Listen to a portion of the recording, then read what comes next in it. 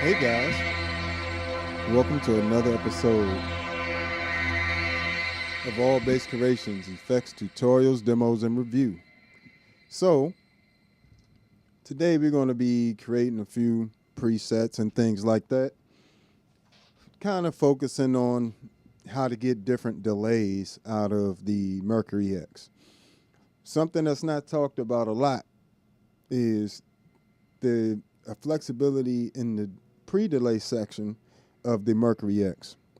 So some of the things that I would recommend that you do when you first trying to create something like this or trying to single out an effect. Well, right now, let me get some of this stuff off of here. So what you were hearing at first,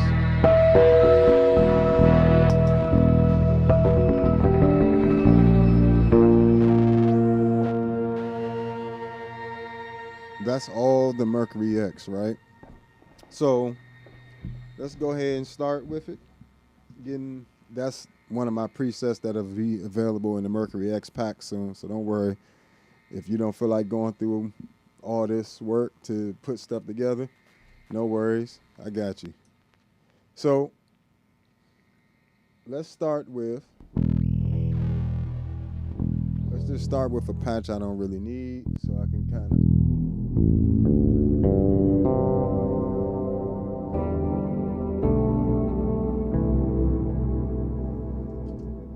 It's hard to even really want to.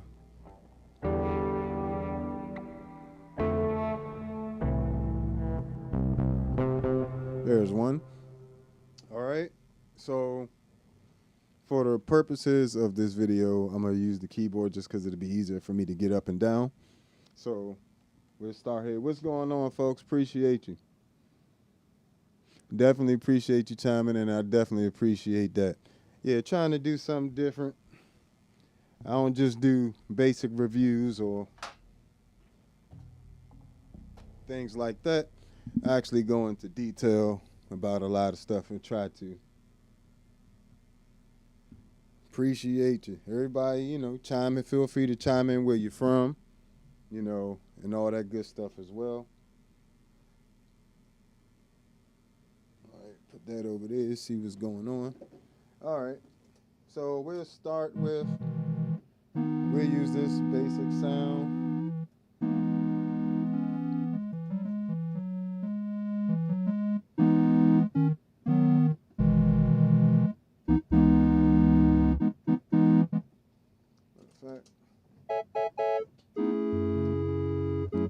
So we'll start there, just that little basic sound.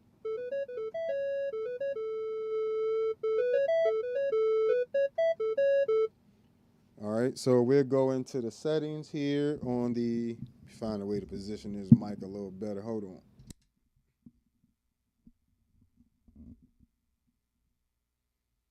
There we go. So we're going to, first off, go into the menu settings. First thing I like to do, if I'm trying to isolate the pre-delay section, I need to turn off the reverb section. So I go over here to the pre-delay blend in the reverb section. And I turn that on 100%, meaning it's 100% of the pre-delay section. Then I also come over and turn everything else off as well. So turn the dynamics section off, turn the preamp section off, filter off, pitch, and the modulation. For now, we'll set it to 100% mix, just so we could really hear what's going on.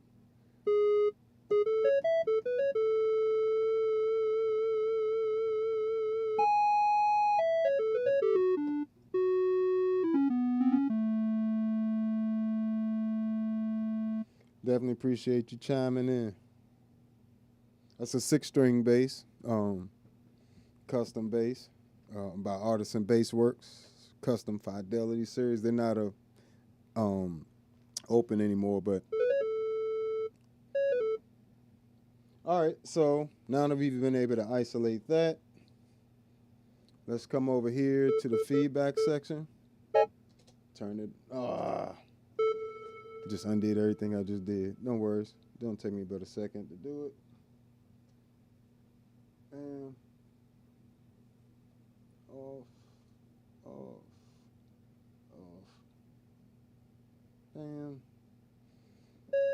now I'm back to what I would like to be. Also, like to clear out some of these modifiers, make sure nothing's on there, as well as the expression pedals, because all that can affect the sound. So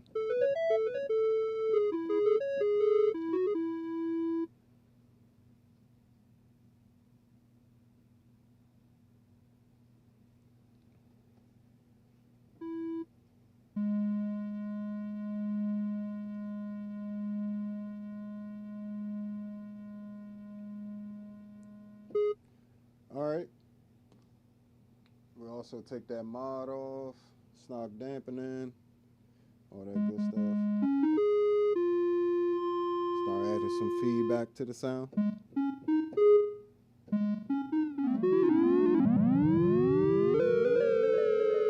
Bring these BPMs down.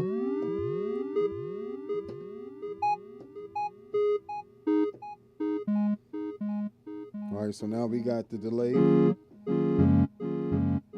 going. So the feedback will basically control how long that delay goes back. I can come over here to the dry blend in the pre-delay section and adjust how much.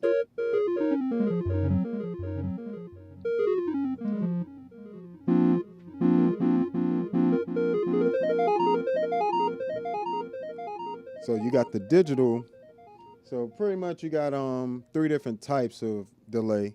Let's just call it delay. It's in the pre-delay section, but let's just call it delay section.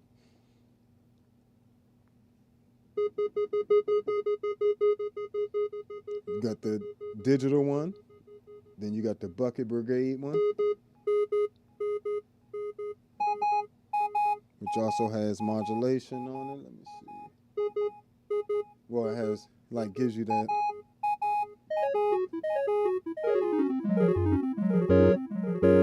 See, stuff like that'll work great for lo-fi stuff. It's already got that lo-fi bit crusher sound to it. Then you got your magnetic, which is like a tape delay. So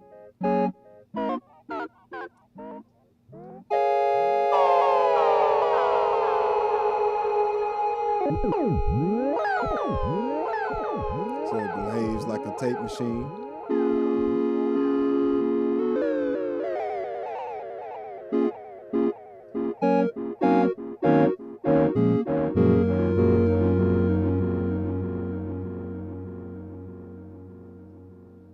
And I could control, I can have that left and right doing different things. So I can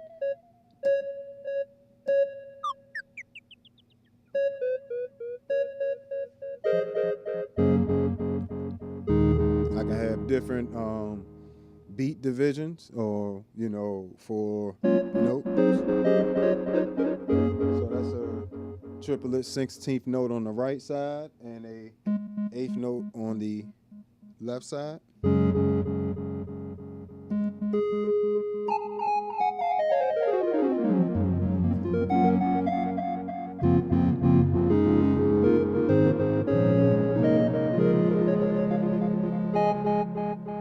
So,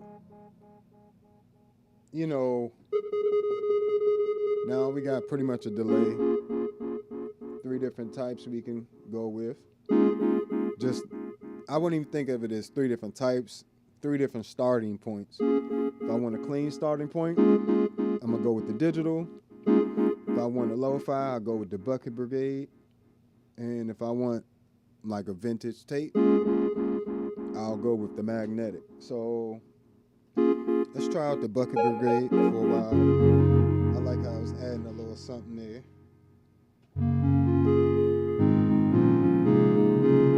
Remember, this is the sound without it. Right? With it. I'm gonna save that so far just in case I press anything and don't want to have to start over. And this is just with delay. And you can reverse that.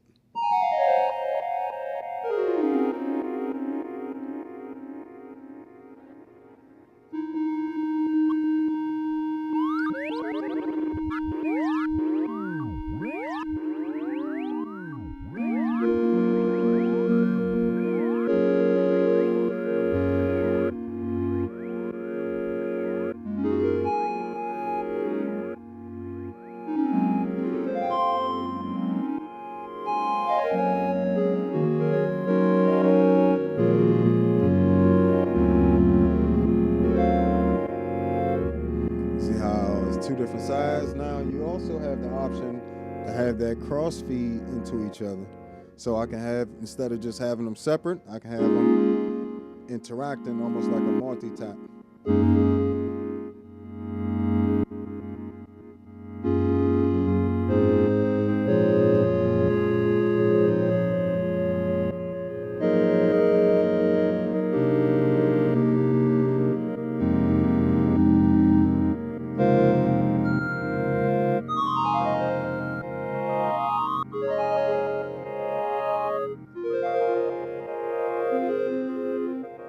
Come on now, like, tell me the Mercury.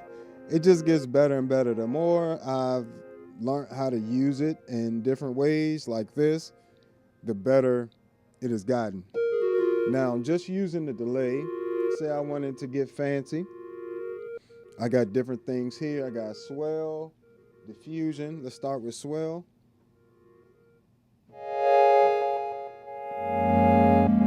And this is in the dynamic section.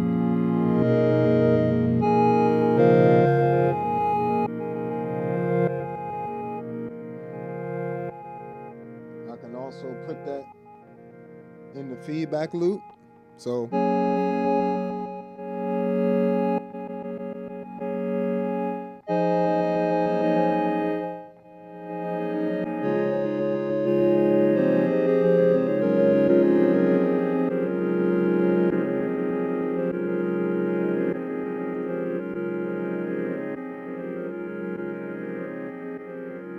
that feedback.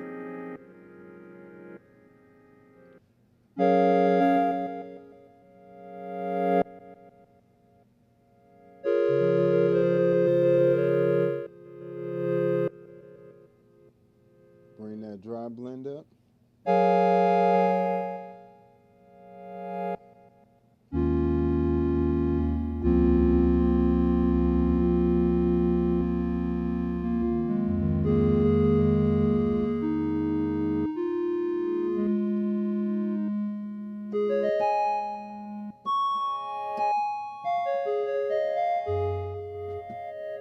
And just for a reference,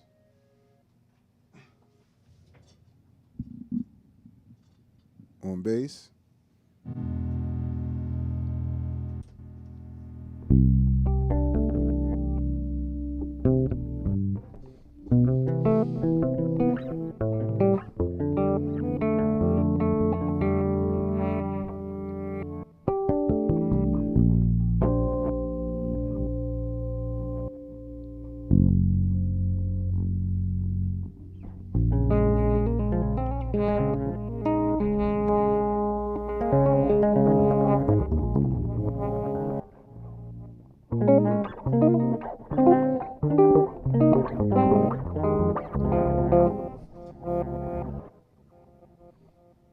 So you can hear it doing a lot to add to the sound in the background. Now, when you go ahead and throw that in some delay, you know, I mean some actual reverb, excuse me, you know.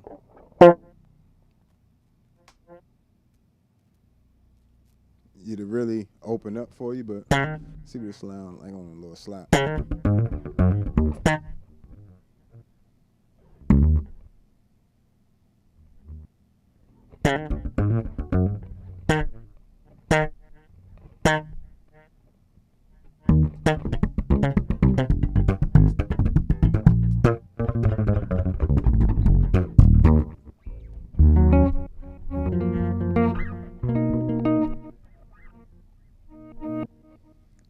It's just it's a very, even for it to be a reverb pedal, the delay options are quite extensive.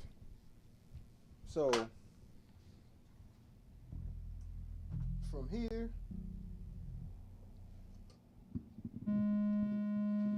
here we'll do something like,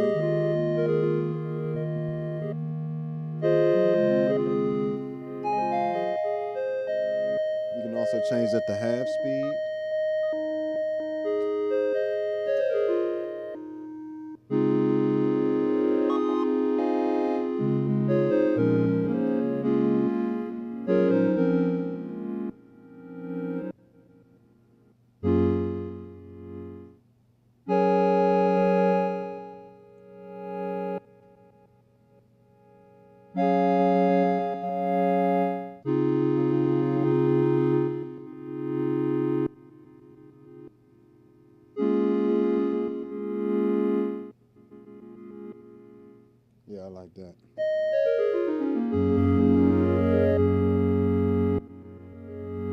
So this is what I'm saying. I don't really, the more I do this, shout out.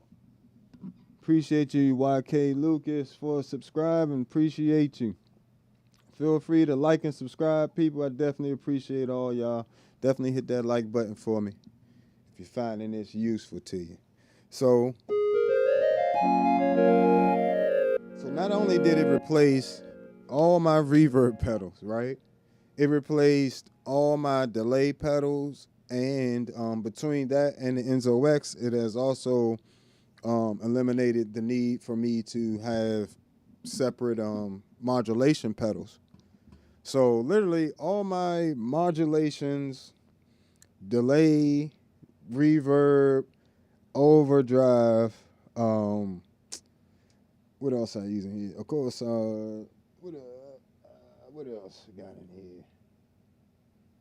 Oh, freeze pedals. I took all my freeze pedals off. It definitely eliminated the MXR layers.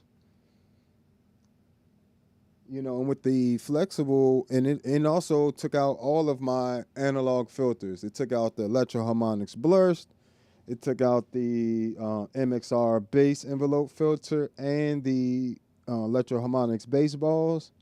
So this one reverb pedal, you know what I'm saying, by itself, eliminated the HX1. So that's the HX1, the Zoom MS-60B Plus, the Spectrum, Source Audio Spectrum filter, the Atlas compressor, Source Audio Atlas compressor,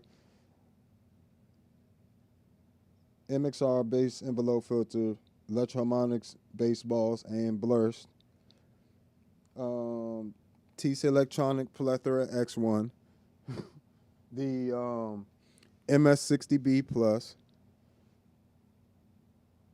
MXR layers, and the MXR Poly Blue. What else did it take out? And the TC Electronic Spectrum. That's 12 pedals. That's 12 pedals this one reverb pedal has replaced for me. You know what I'm saying? And some of those same pedals I was using for other things like the MS-70 Plus and the TC Electronic Plethora X1. The for the modulations, the Enzo X definitely replaced that. And the need, you know, for a lot of other pedals, including carrying a separate synth pedal, a synth, keyboard. Between that and the Enzo X and the Future Impact, I don't have to carry any keyboard. I can just take a MIDI controller or get a MIDI controller wherever I am, if I'm out or I'm traveling somewhere, and just hook into my MIDI board here, set it to the channels I need to, and I can rock. So definitely simplified my rig a lot. You know, it does take me, I do have to set things up before, but for the most part, it's been super amazing having this thing, having both of these units here.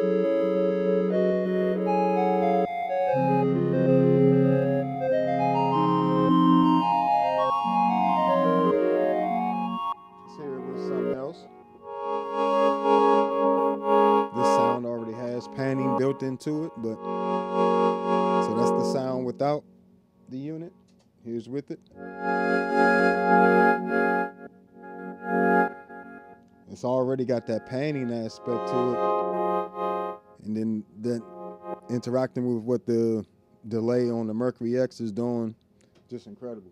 So from here, you know, just speaking about the delay, if you wanted to get like some nice different effects, turning the half speed on and off, you know, creates a nice sound.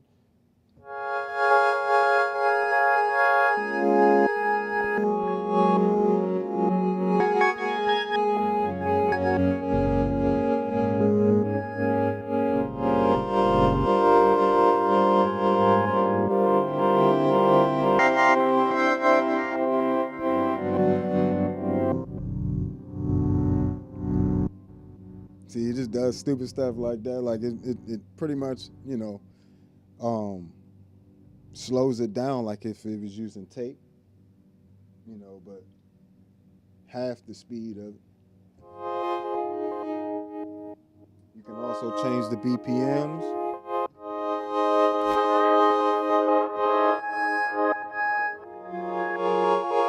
If you do that while it's feeding back, say you bring that feedback up.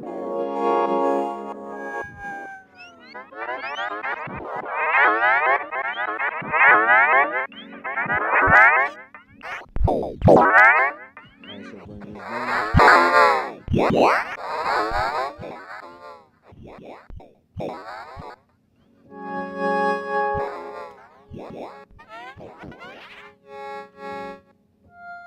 You can actually make the delay feedback into itself. Let me bring the volume down first.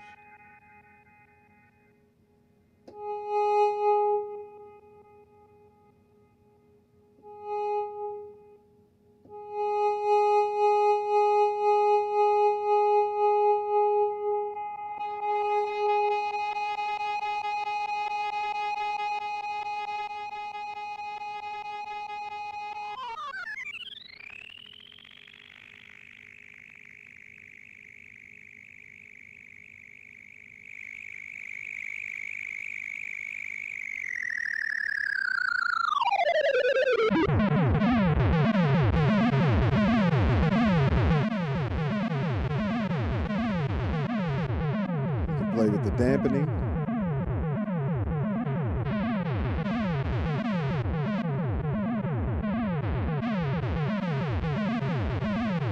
Zero dampening.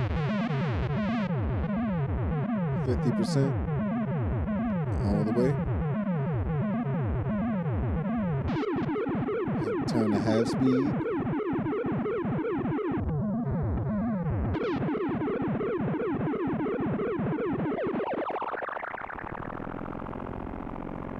So all this is just using the delay portion of the pedal. And I haven't even added any modulations or anything like that.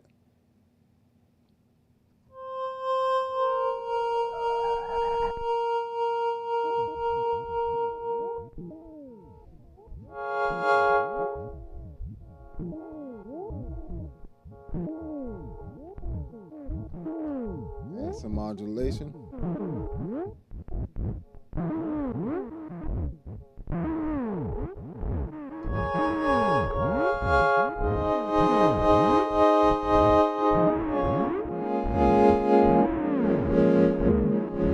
Appreciate you chiming in. Feel free to ask questions.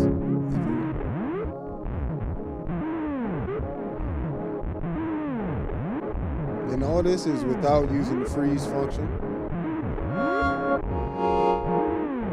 Just change the dynamic section to diffusion.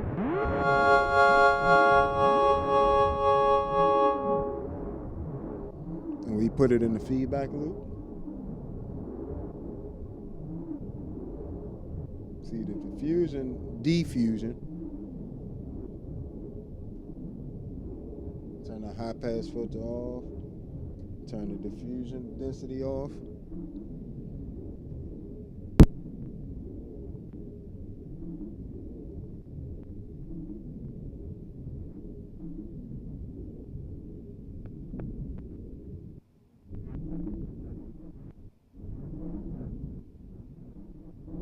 See, it's still going.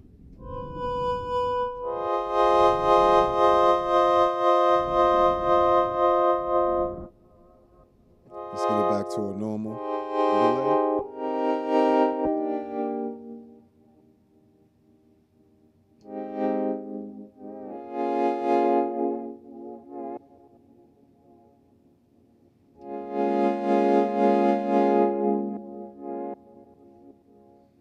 You just got a lot of options because of where you can place things. Anything you place in a feedback loop is only going to affect the delay sound.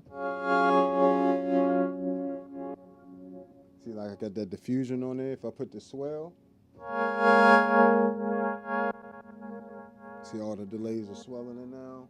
Also got compressors, limiters, freeze function. We put this on the hold modifier, which is number 5.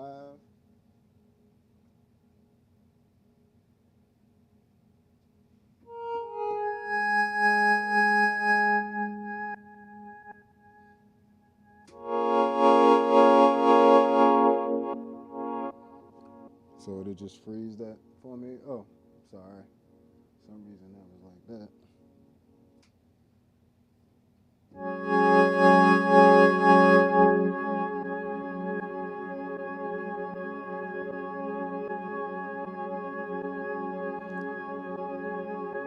So instead of having to have the feedback super high to get it to sustain, I can use the hold modifier switch. I'm just triggering it through the MIDI captain on the floor.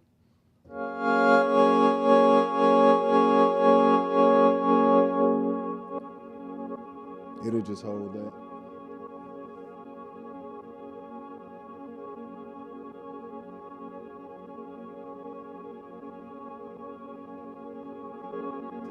I can control the volume of it. If I come back to the dynamic section, the freeze volume.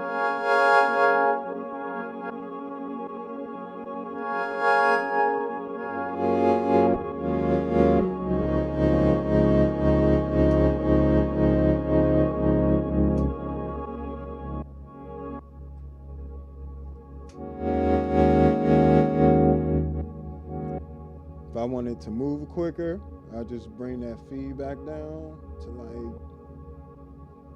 12%.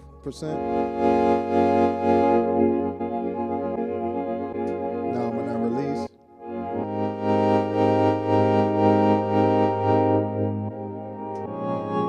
let me make sure that modifier isn't, okay, yeah, let me put these on the quickest settings. So it should.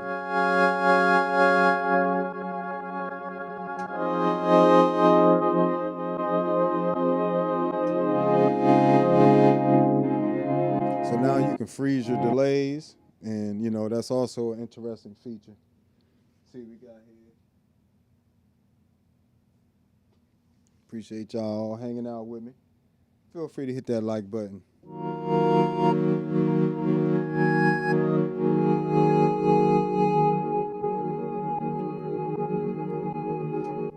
And for reference, pick up the Bass Rooney.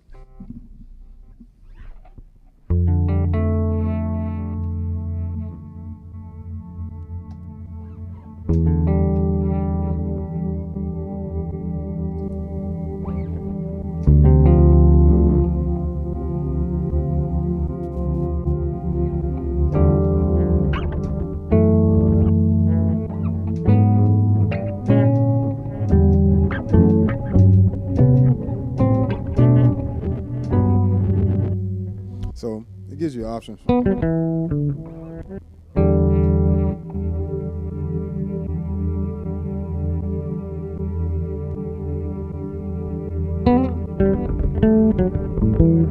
still got used to the delay.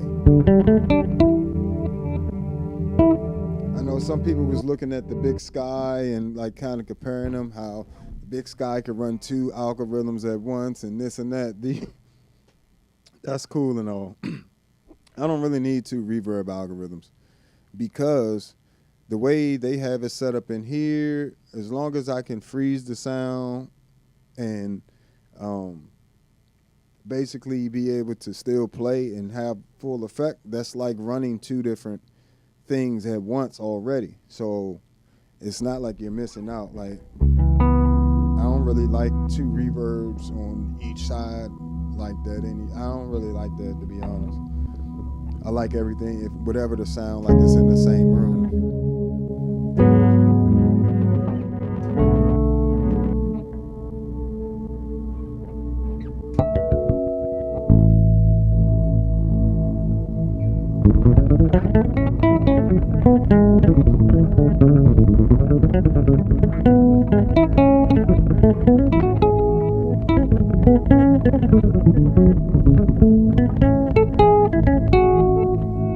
So you're already getting into that, you know, out there territory. Like, so you're already in the experimental category right there. And the other cool thing, you don't have to do the long save. You can just either press the button here or hold the foot switch and it'll save it. So bam, bow, save. So even from right here,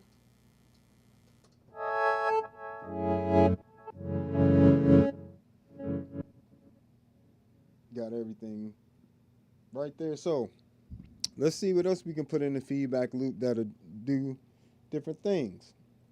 Because not only can you put the dynamic section in the feedback, you can put the preamp section, which is the drives, like a tube drive, and just basically different types of preamps and drives. Pretty much 3 different types, and one emphasizes the highs, the tube one. The transistor one emphasizes the mids, and the op amp, for me, emphasizes more of a flatter, just open sound. Like that's the one I use the most for bass sounds and things like that. But let's try and you also have the volume pedal there, if you wanted to swell in or something like that.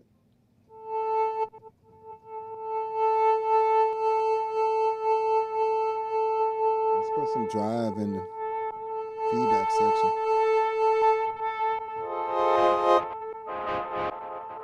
Now we got overdrive just on the delay.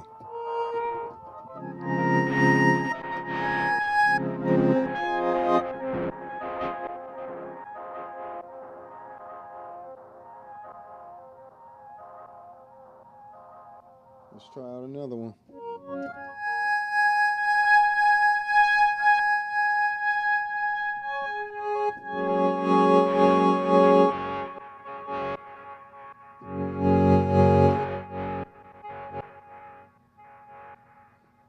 I kind of like that one. And the op amp.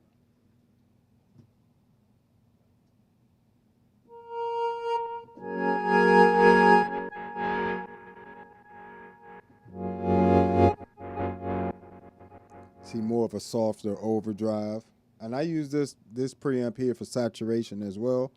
So even if I just wanted to add a bit of saturation, I would just bring the gain down lower to, around 6% and raise the volume up to 100.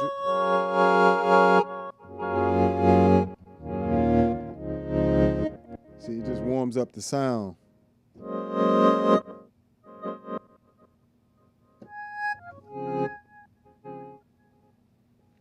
But in terms of the overdrive sound, I like the transistor one on this. So we'll crank that gain to 100.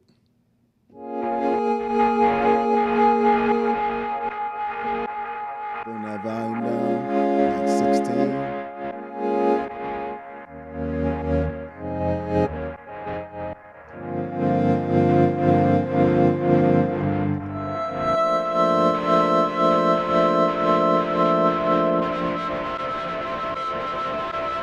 Look at that.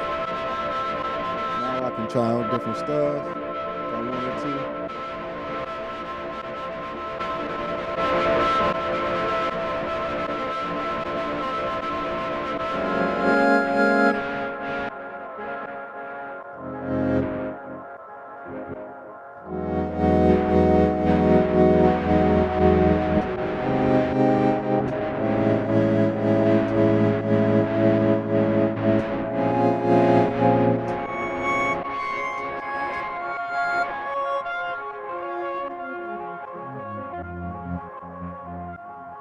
And all this is still just delay. And fun fact, I learned from the folks over at Meris, a lot of effects, like the modulations, filters, and like reverb are all delay. Ain't that crazy? Like chorus, flanger, phaser, all that stuff is delay. Including reverb is just delay sped up really fast, apparently.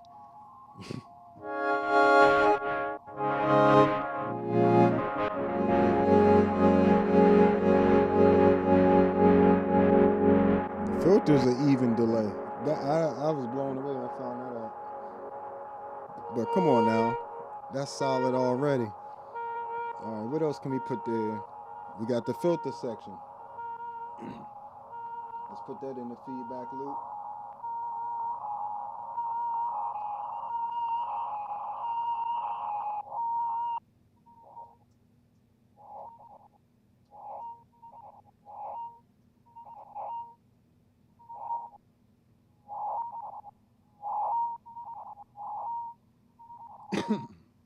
Excuse me. So, all right, now that we got that.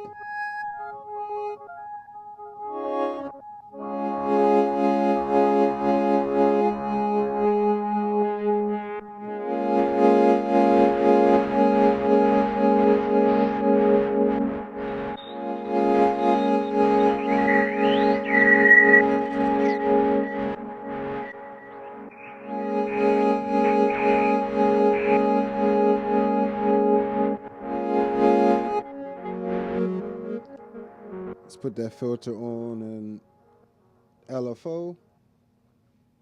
So we'll go to modifier number 1, LFO-A. Put that filter frequency. I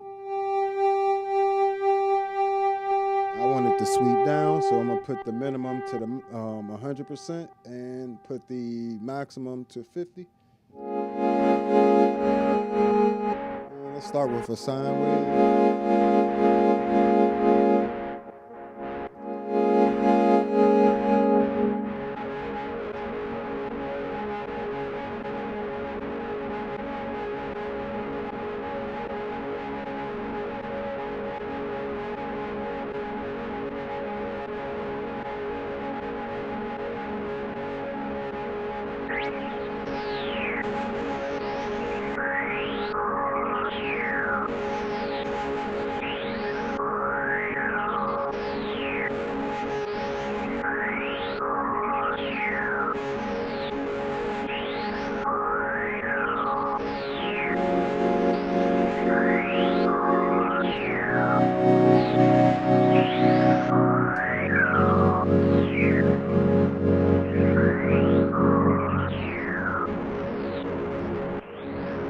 I like that quite a bit.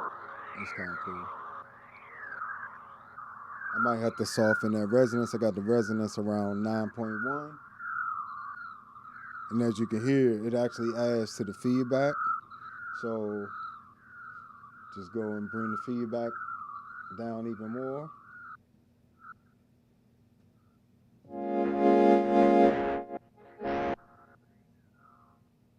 That's me on 1.6% feedback.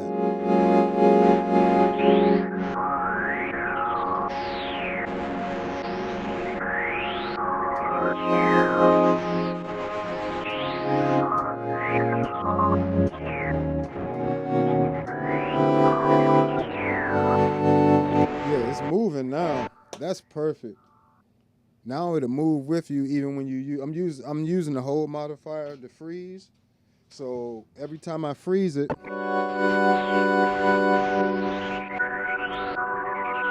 soon as I let it go, it disappears a lot faster.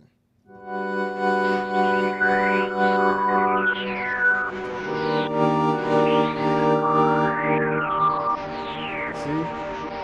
Now it's following me, so let's say that. Cool. Beautiful. And all this is just the delay. We haven't even added reverb yet, and that's what this is, a reverb pedal.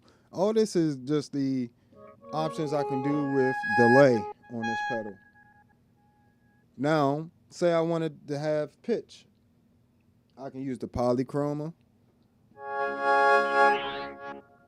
Put that in the feedback loop. We're going to put it up an octave.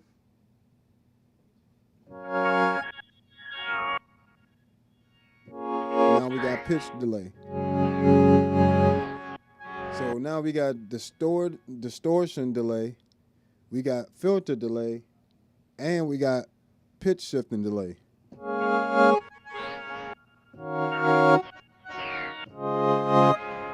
Make sure y'all hit that like button and that Cash App and that super chat. Come on, who else giving you this type of insight? Like,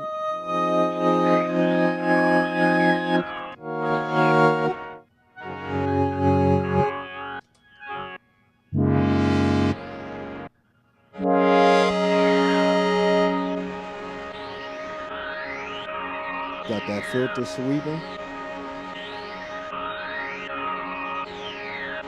But that just sounded magical.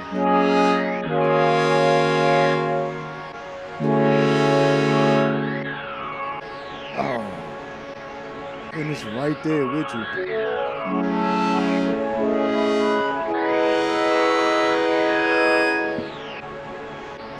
And it's just holding it. That's nasty. Now what I also can do, just hold it there. I can do a fifth. I can do anything in between an octave up and an octave down. So even if I wanted it to be a fifth, now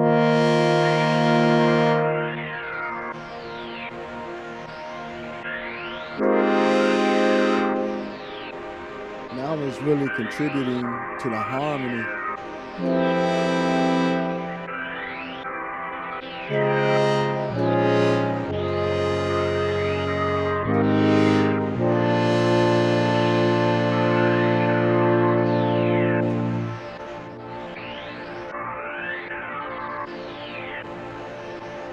Listen to the sound quality. First of all, this is a reverb pedal.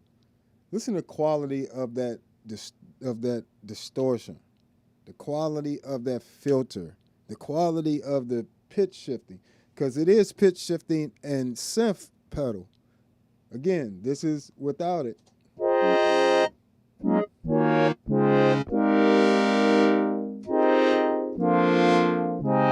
That's without it. With it.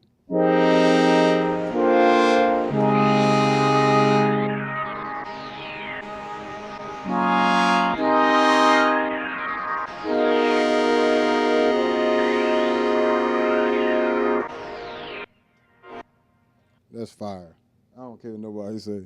That's fire. And not just because I created it. It's fire because these are great individual effects, not just a bunch of stuff thrown together. That's sickening. That type of delay? What?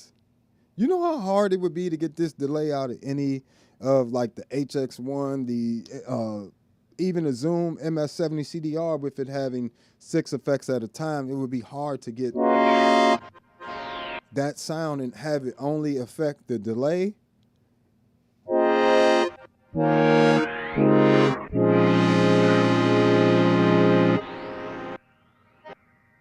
That's sickening. Now, another thing I can do. I can use a different one. They have 3 different ones. I can use a micro shift and do detune on each side, right? So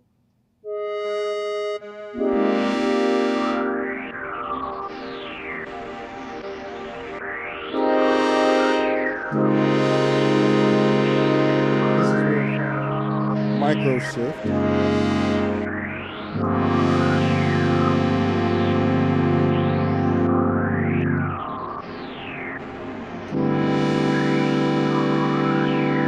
I love the way it sounds like the wind is like going, sounds like you're flying.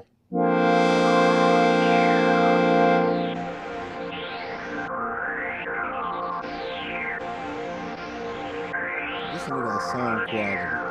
Listen how it surrounds you. I hope you're listening with headphones. Look how that surrounds you.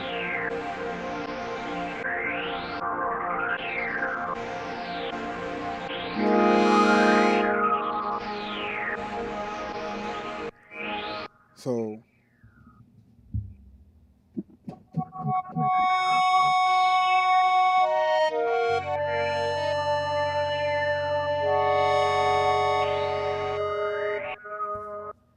just ridiculous.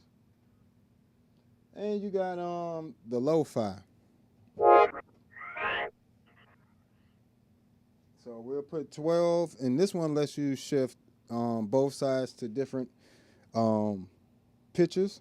So I have left side as a fifth up, right side as an octave up. I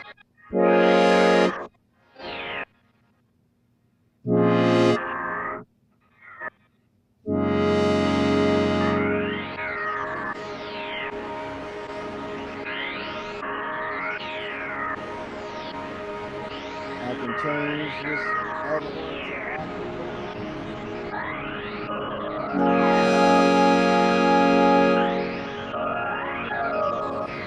Now one is an octave down.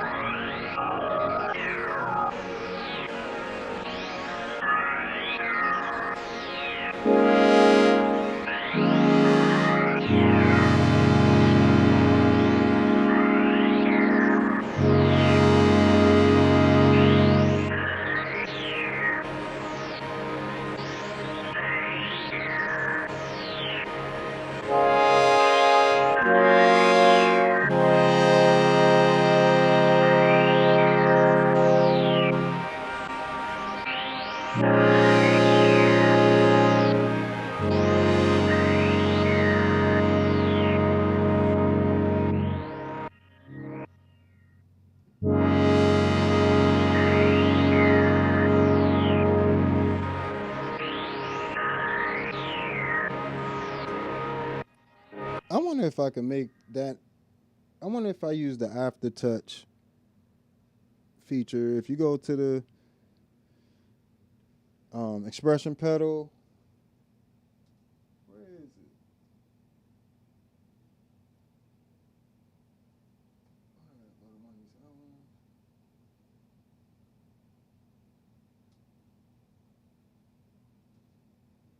How do I get to the aftertouch?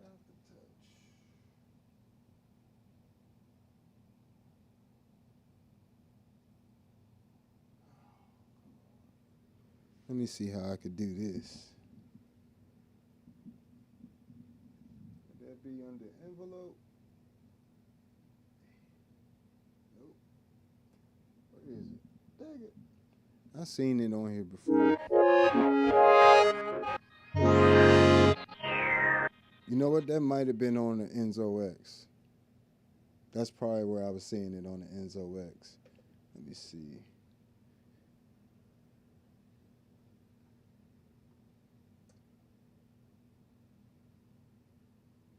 Yep, it was the Enzo X. My bad.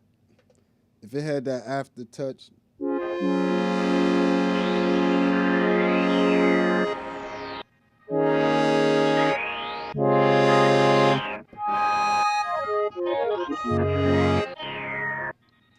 And we ain't even touch one of my favorite effects, which we're going to see what else we got. Filter, pitch.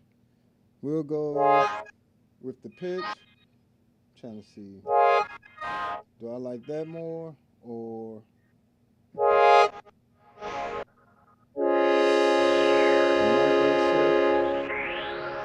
this sounds wider?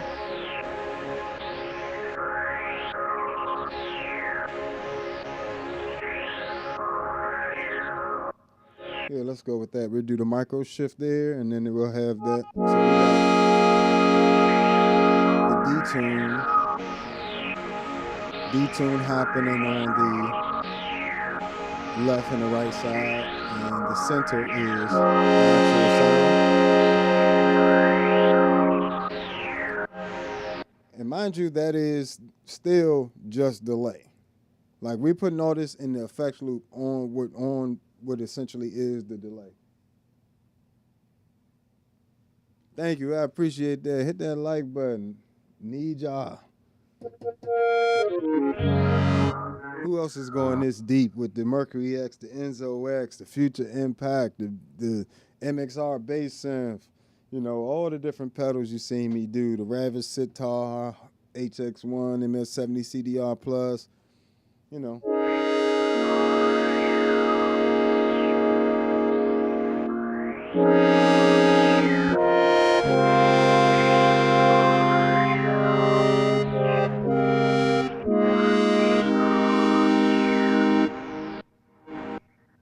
Just nasty work. All right, so if we come to modulations, a couple of favorites I have for a sound like this. Let's put the modulation in the feedback section. So essentially we used all the dynamic section, the preamp, filter, and modulation section, all to affect just the delay section, right? So we got our dry signal still there. Then we got everything else we're hearing. So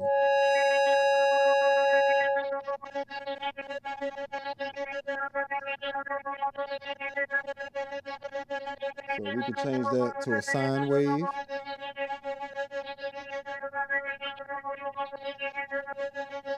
We can speed it up.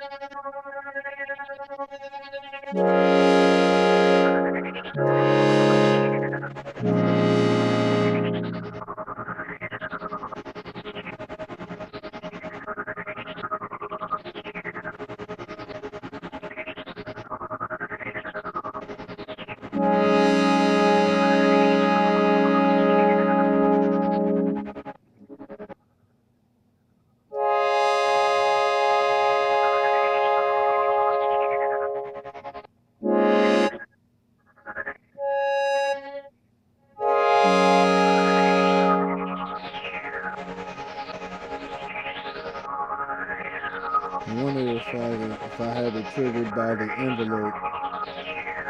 and I had to speed up and slow down. Like speed up when I play and slow down.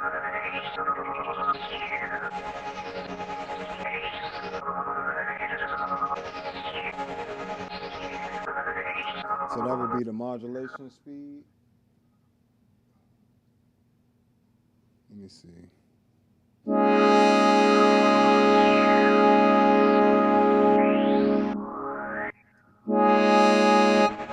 Let me turn on this mix a little higher.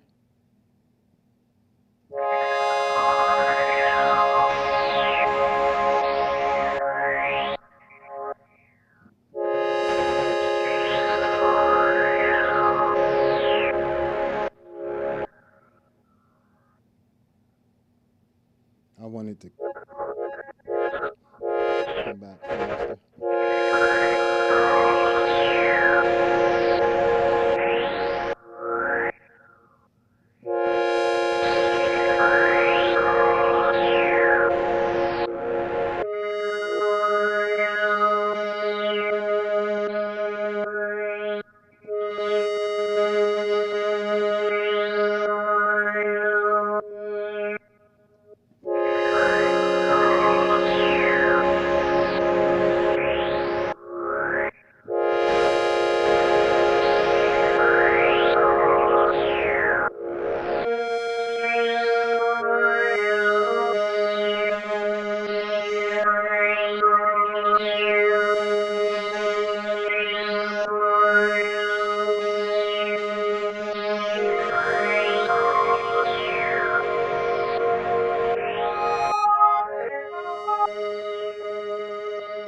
Wonder what it is. Put that joint on random.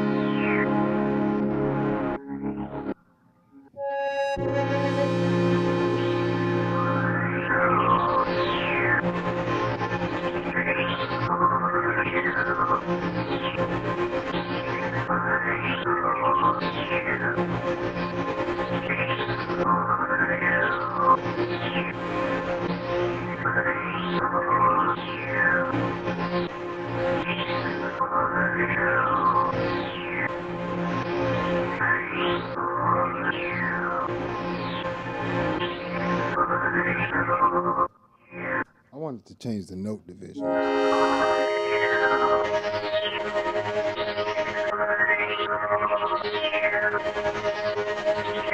gotta turn it on there.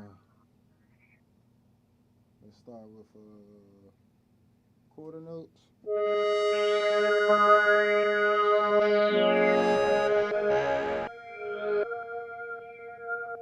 Turn this mix up real quick.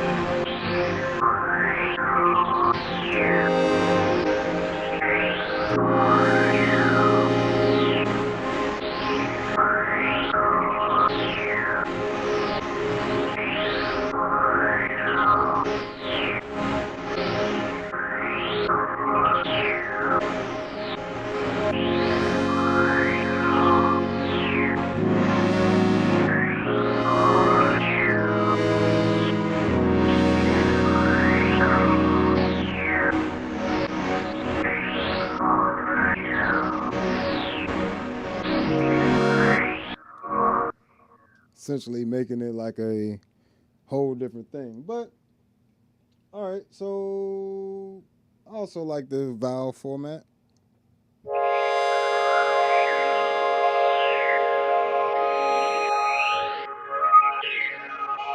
Now it has that more of that talking.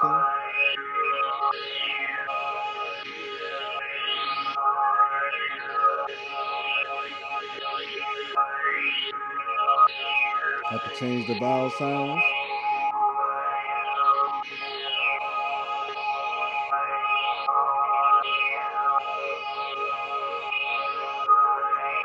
And you get two different vowel sounds like that.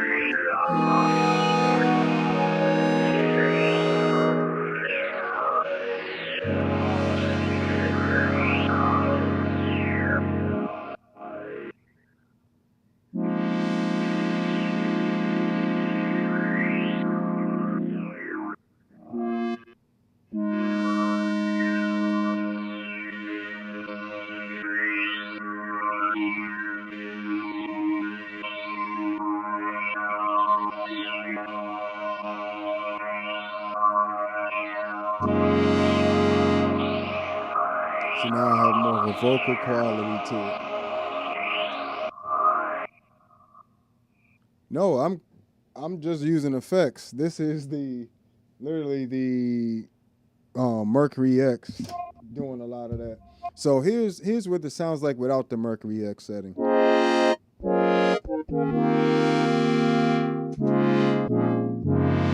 So that's what it sounds like with just the Enzo X. I'm just using the oscillators and, you know, certain little things from the Enzo X, but everything else that that's not that is the Mercury X. And it's just the delay sound. It's just the pre-delay section with the dynamic, preamp, filter, pitch, and modulate sections on the feedback loop of the pre-delay section in the Mercury X. So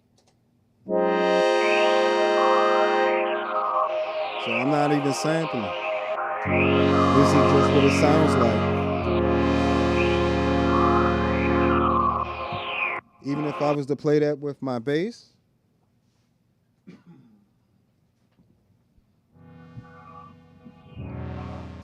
By the way, you could play the Enzo X directly with your bass. You don't even have to switch anything.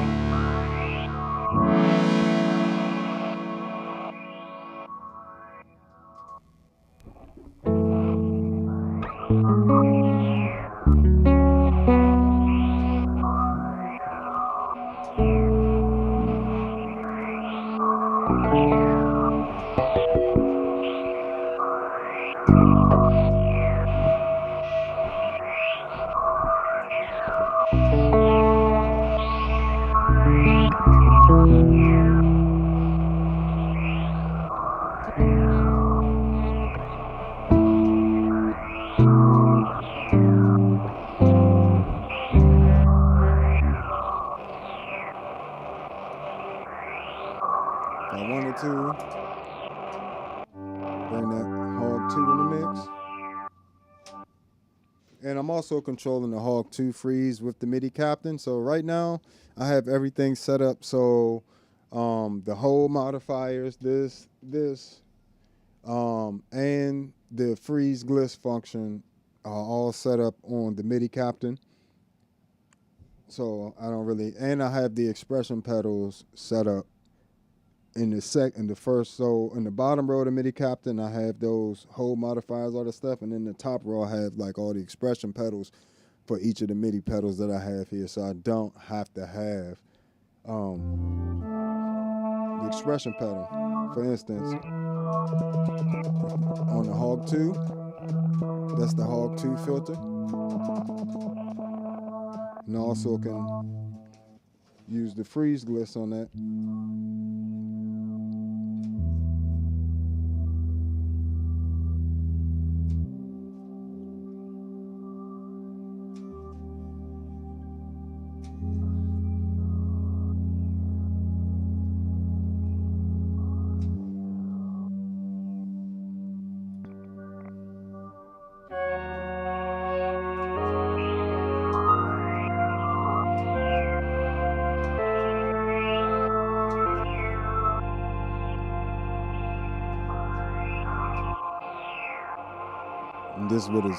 And I'm using the freeze function of the dynamic section to be able to freeze the feedback loop. So literally the Mercury X is a game changer one way or another. It's good for a bass preamp. It's good for a preamp for any instrument, including compressors and limiters. And you know, it even has high pass and low pass filter with a bandwidth filter in there on the parametric side, and that's like a single band EQ. Then you got the preamp section. I like to use the op amp for most things. That's middle of the way sound. But if you need to brighten the sound and keep the warmth, you can use the tube preamp. If you want to emphasize the mids, use the transistor preamp. And if you would like to keep a nice open, just general warm preamp, op amp is that all around go-to on there. So let's see what else we got.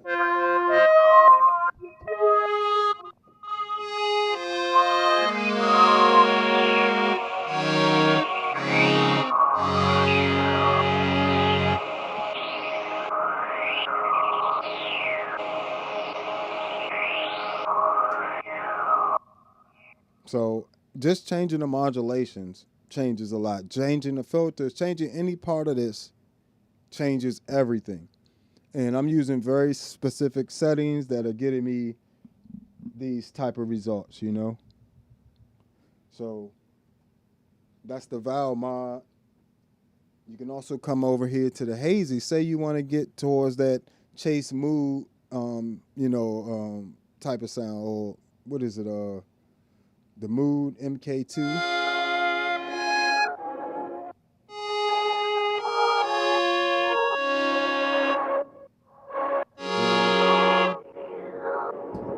Now I got all types of stuff I can do.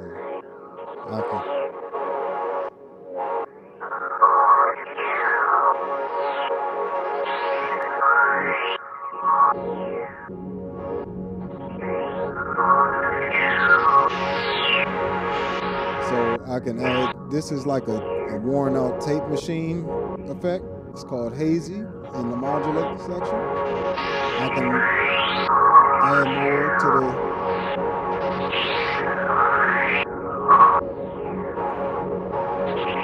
older tape age. I can add more warble.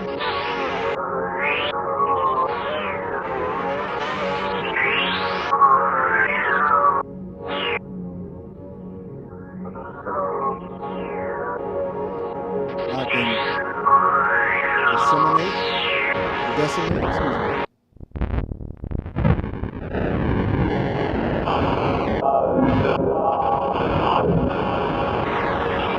I can take some of those lows out, low pass, high pass filter. I can take some of those highs out. Low pass filter. I can mix in.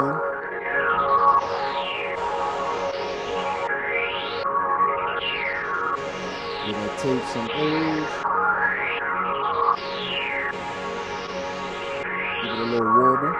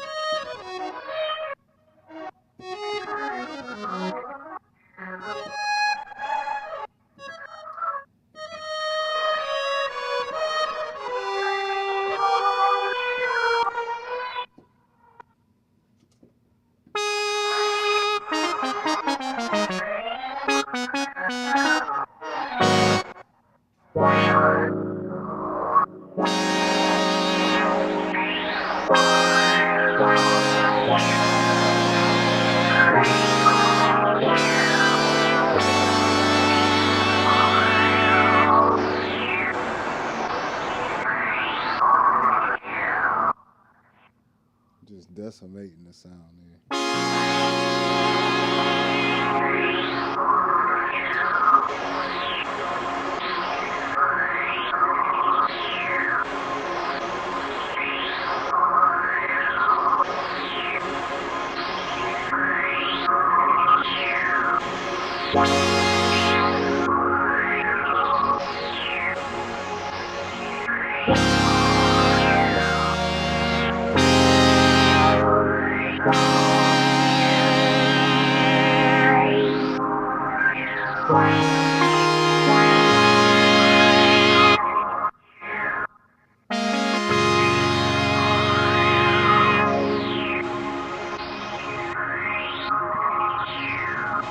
Now you're getting into that,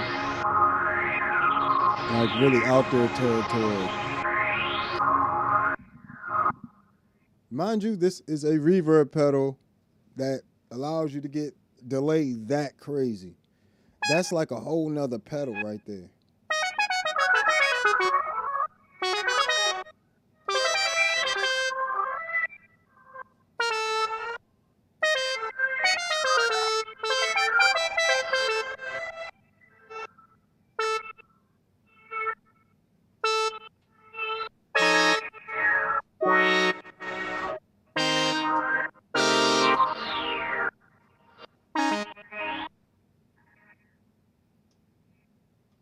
And like I said, changing any of the modulations is going to get you crazy results. If you start, adding these different parts of the modulation, the age or the warble, the decimate, if you add those to these these modifiers,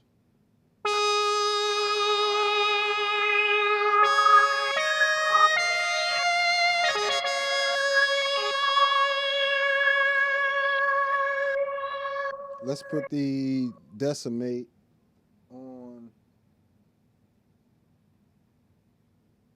Let's see.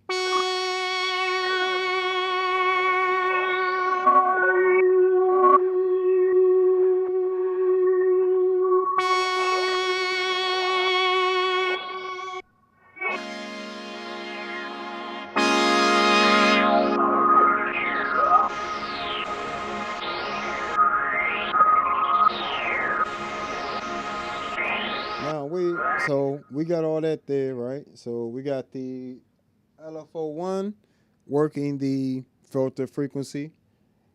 We got the LFO-B working the mod decimate, which is on hazy. We got the sample and hold, which is a random, pretty much a random generator on the warble of the hazy effect of the modulate section. We have the hold modifier here assigned to the dynamic freeze, which is also assigned to the feedback loop. So this whole patch is just designed to be a crazy delay, essentially, because that's all it is. See, I got it set for really short right there. And it's reversed along with, when you hold it, you got the filter, overdrive, all types of nasty stuff on there. So that essentially allows you a lot of control over things, you know. And I can always change that mix.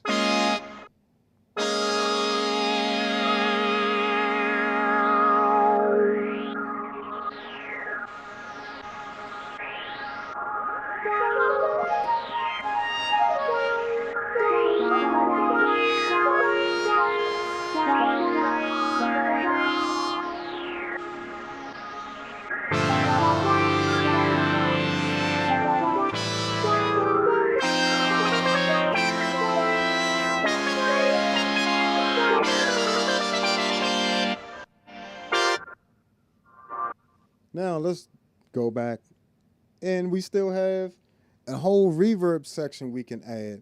We're not going to add it to the delay feedback, but to run all that crazy delay into something, we're going to run it into this beautiful cathedral delay.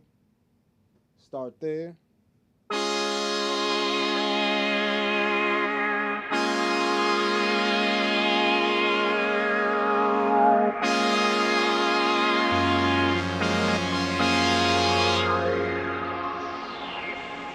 Now that delay has a space to be in. I can add pitch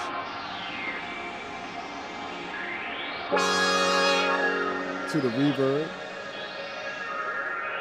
So I still can have a pitch reverb, diffusion on the reverb, if I don't want any diffusion.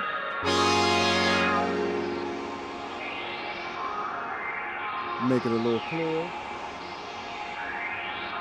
We'll turn that back on. Turn up the mod deck.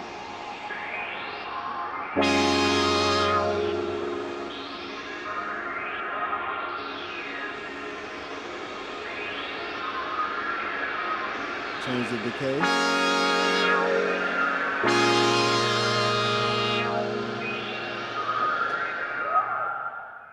What?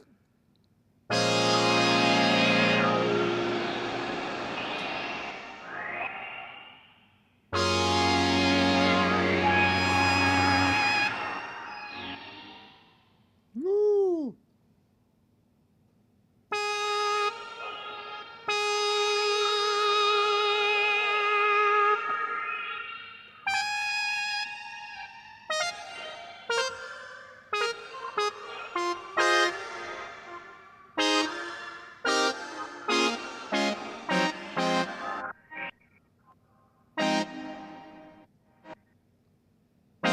It's the ultra plate.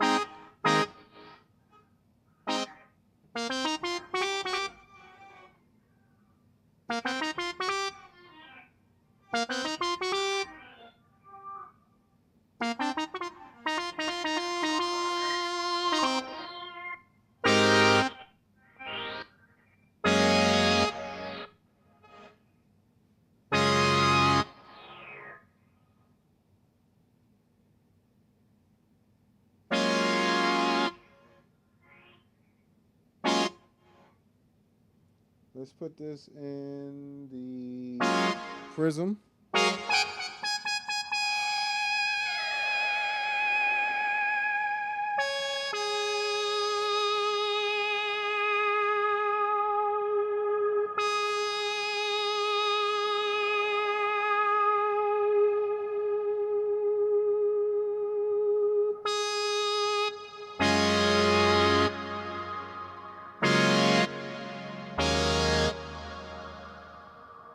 Come over here to the mix.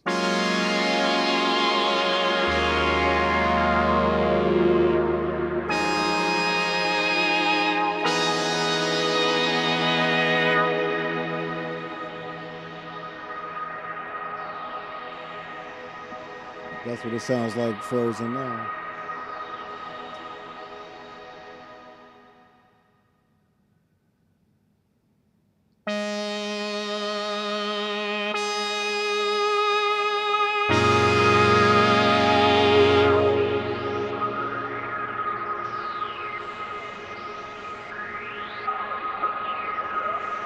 Woo.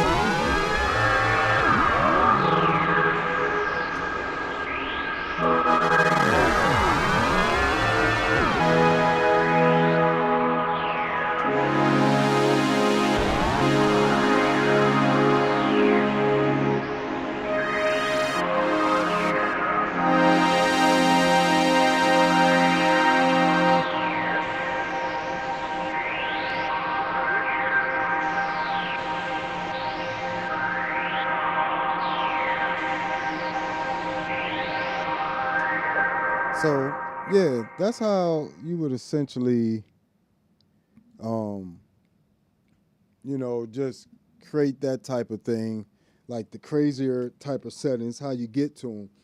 You start with one thing at a time, and then build around that. Whether it be, you can completely turn the delay and reverb off, and just use the modulate section or the preamp and the compressors, limiters, and the filters if you would like to. If you want an envelope filter, you just attach the filter frequency to the envelope modifier. If you want an LFO filter, you just attach the the filter frequency to a LFO-A or LFO-B, or both, and have them doing opposite things, and they'll interact and do, create some different, type of things going on there. But, you can have things synced to the BPM, or you can have them sync to their own individual LFOs as well. A lot of the modulations and stuff like that. So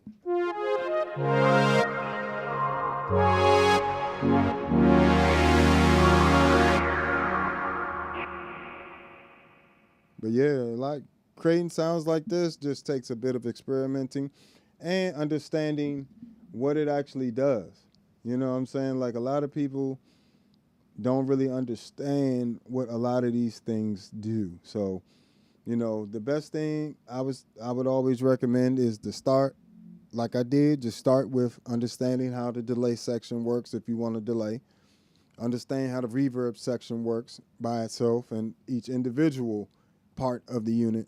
Then understand the routing of things. You know what I'm saying? Because all those different parts, the dynamic, preamp, filter, pitch, and modulate sections all can be put anywhere from the dry and the pre, or just the pre, to the feedback loop. You can put it in the pre-tank, like put it right after the delay is the pre-tank, and then the pre-tank is just right before you go into the reverb. You know what I'm saying? And then you have the post option, which is after the reverb. You know, the reverb's always the last thing. Well, no, it's not always the last thing. If you want anything after the reverb, you just put it in the post. If you want it before the reverb, you put it in the pre-tank. You know, I hope that's making sense. And once you kind of understand that, then you just need to understand that what an LFO does. The LFO just also automates it, you know, to do something set to the speed or BPM. The sample and hold is just a random generator, and you can set the speed of the randomness as well, and then you can even set that speed to BPM. Then the envelope is just triggered by your actual dynamics of your playing, whether it be your bass or your keys or whatever. The hold modifier attaches it, whatever function, to this hold modifier switch here, and you can set that however, whatever parameters, you know, range you want that to be, minimum and maximum. Then you have this, I think it's a 16 step sequencer in there. And you can set each step to how you want it in the sequence, or you can turn them off. You can use 2 steps or 5 steps or whatever you would like with that. So once you understand that, and then the only other thing is the expression pedal, you know, settings, which you can assign up to 6 things at once to the expression pedal. If you don't want to use those for the expression pedal, you can assign additional parameters to any of those modifiers. So if I want 3 things on the same LFO-A, you know what I'm saying, I can do that. I just would assign the original one to the LFO-A modifier slide on modifier 1, page 1. Then I would just go to the expression pedal page, change the source to hold modifier, and then put whatever parameter I want in there, and then change the range. And that's all it is. It's really, once you understand that, you know, process of things, these pedals become so much more simpler, and it's a little easier to understand, and helps you be able to do a lot more with a lot less.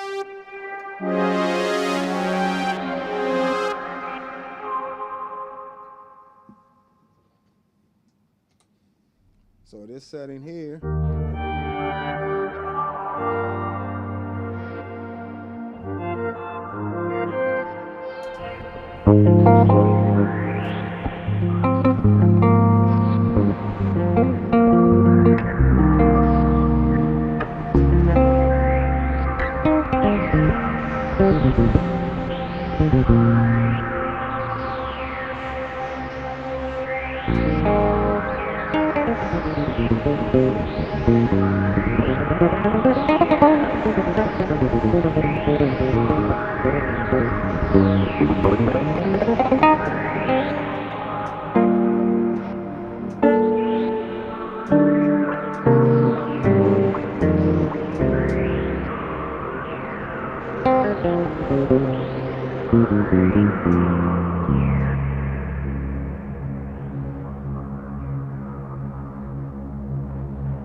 Now, this isn't anything but just my bass,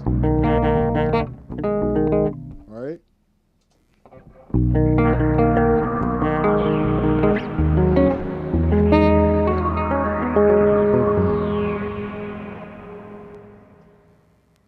So automatically a sound that'll get you in that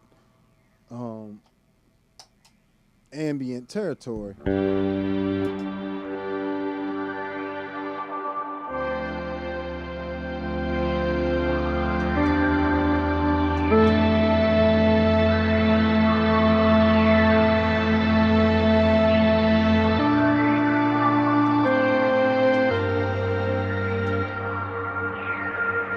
And see, now I got two types of sustain I can use. I can use this freeze on the Mercury X as a softer sustain like this. And I can use the freeze on the Hog 2 as a harder sustain sound.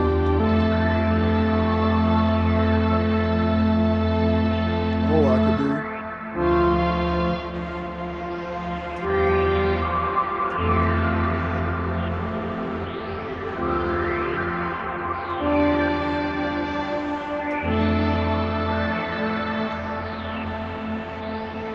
just depends on what I want to do. Or I can use them both at the same time.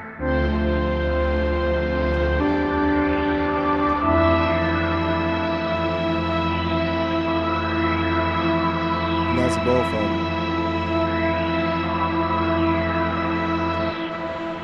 And even if I wanted to let go of one or the other, I usually do.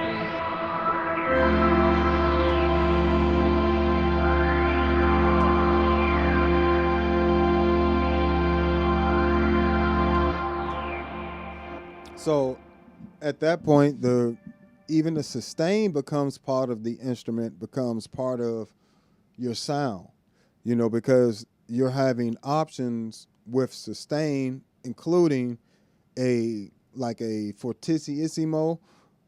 You got a forte, and then you got like a mezzo forte, and then you got like a mezzo piano, type of sound.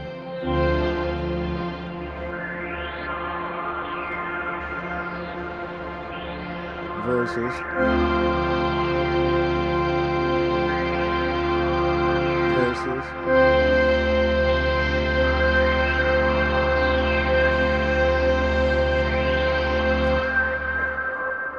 So, you can literally, once you're familiar with these units a little more, the Mercury X becomes, I'm blown away. I love the Enzo X as well. The Enzo X I'm blown away at the Enzo X for a whole totally different reasons. But never did I expect to get all this out of a reverb pedal. Let me name this real quick, because I'll forget that I made this. It's going in the preset pack. Mind you, when you see, anytime you hear sounds that aren't the stock sounds, they will be in the preset pack, Part of the reason for me doing this is so you guys can actually see, how much effort I really put into those preset packs.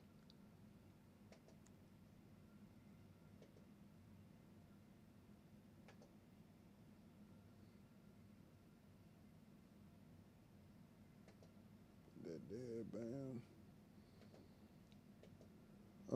Trying to think of a name for this.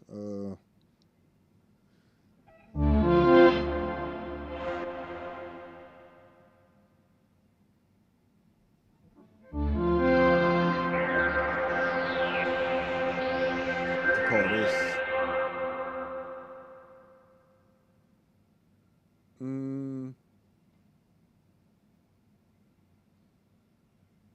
I'm trying to think of that. What can I name this? It sounds like, put like Cosmic, Negus Cosmic. That's a good name. I don't know why I just did that, but okay.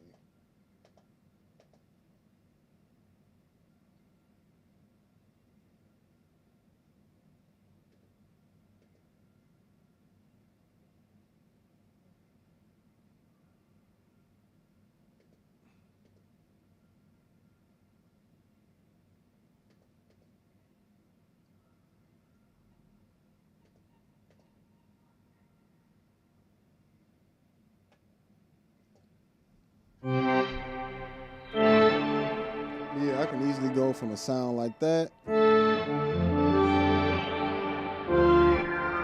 just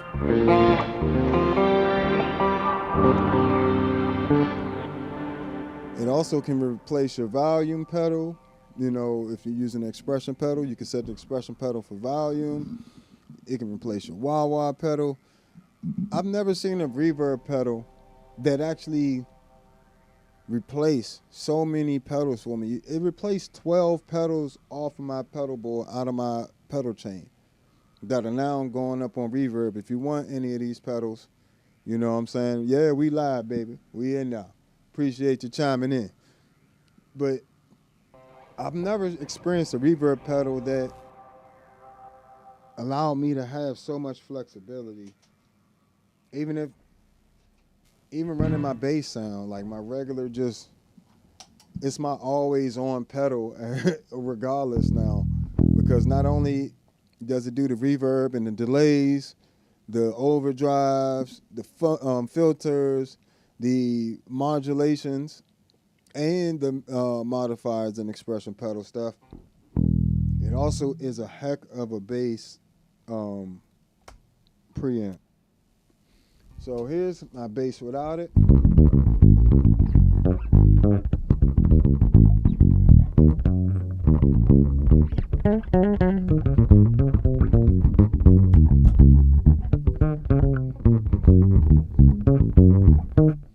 With it.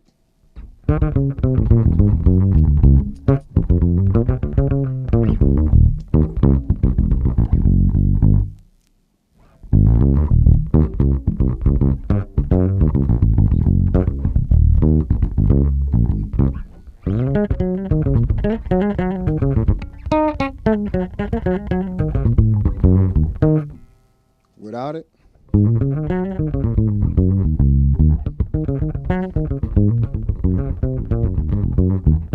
Now I didn't EQ anything. It's not using any EQ. I'm only using the compressor link, the op amp, and the high pass filter to just filter out some of them unnecessary low end in there. And you see, it just instantly adds so much clarity and just a nice subtle saturation to it from the op amp. It's really nice.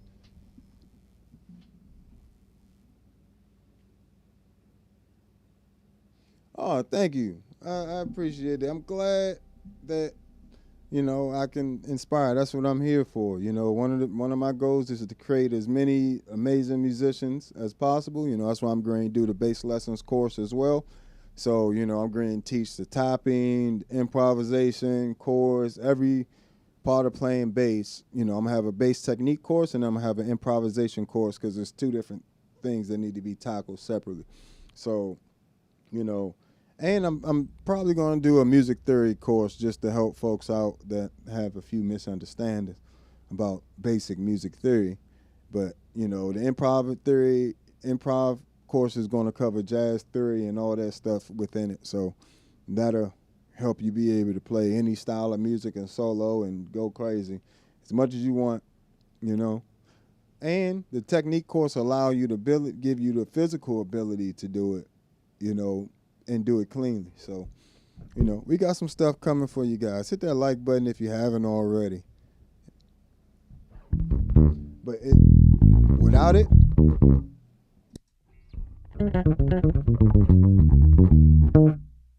with it,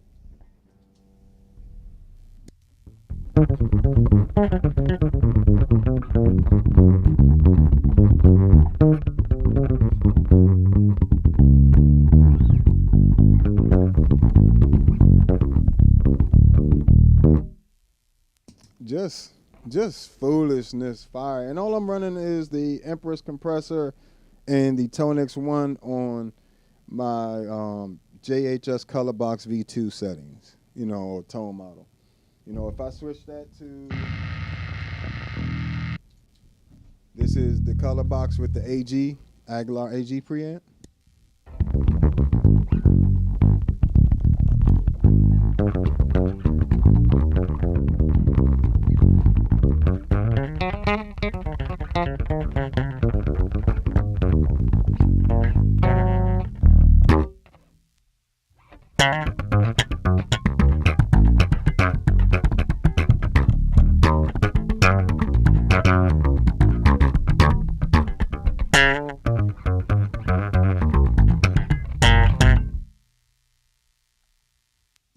Yes, the course, it will be on Patreon. It's not up there yet, but the course, all the courses are going to be on Patreon.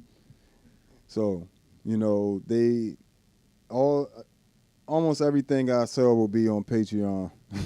You know what I'm saying? And, I do have other means of selling things, but that's the main way, easiest way to find everything that I put out, whether it be preset packs for various pedals, or the courses and stuff as well. So, and soon we'll have some merchandise ready to go, so look forward to that too. But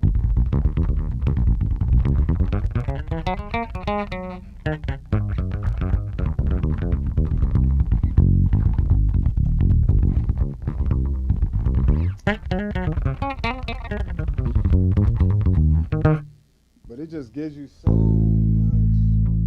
Here's Colorbox with the SGT, Ampeg SGT DI.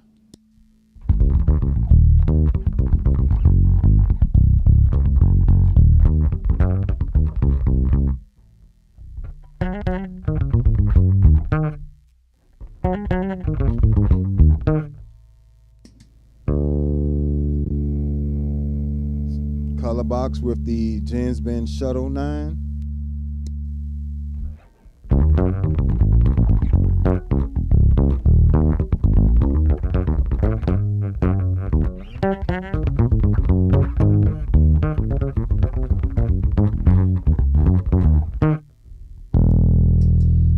Also, you got things like,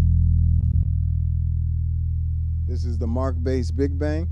And if you haven't already, check out the ToneX and ToneX 1 Signature Bass Collection.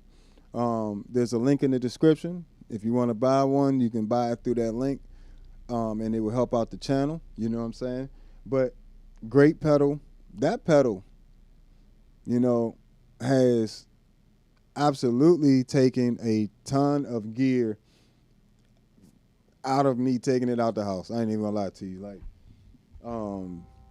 all my bass preamps, even a lot of the heads and stuff. Now it doesn't matter which head I take. I can take either the, I'm only running 2 heads right now, the Jens Ben Shuttle 9 and the Little Mark III. But I'm just running straight into the return or the power amp in a section of them. So I'm bypassing the built-in preamps, and I pretty much use my ToneX 1 or ToneX 1s. I have 2 of them. One I just keep in my bass bag, and one I keep on my pedal board. And I just use that no matter where I am. No matter what gig I'm at, I just break out that ToneX 1, run straight, bypass the internal preamp, and I just use all my different preamp settings that I already have there, and I always have my signature sounds. For me, the preamp section is the most important of it. Yes, I need a decent cabinet and a tweeter, but for the most part, I have a good enough variety of preamps where I can overcome most cabs. Hopefully, it's not all, busted up and torn up where it can't get some bass notes out. But as long as it can get a solid bass tone out of it and a decent, tweeter in there, I can get my sound, so I don't have to take my cabinets and stuff like that. A lot of times I can just take a ToneX 1. So make sure you check that out. And I might even just start taking a Mercury X sometimes. Like, to be honest, that Mercury X, like I said, with it by itself in the studio, every studio engineer is going to be happy with that. Every engineer is going to be happy with that because it's minimum coloring. You know what I'm saying? So if I wanted a solid bass sound, say this is the this is it with the Empress and the ToneX, and ToneX is on Mark Big Bang from the Signature Bass Collection.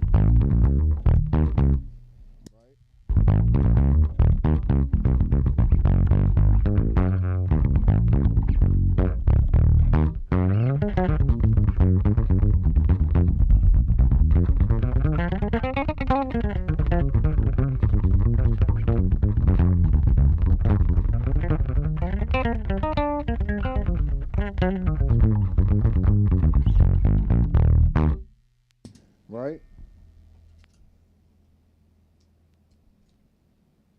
See, I just wanted to go with more the natural sound of my bass. This is my bass by itself, dry, nothing.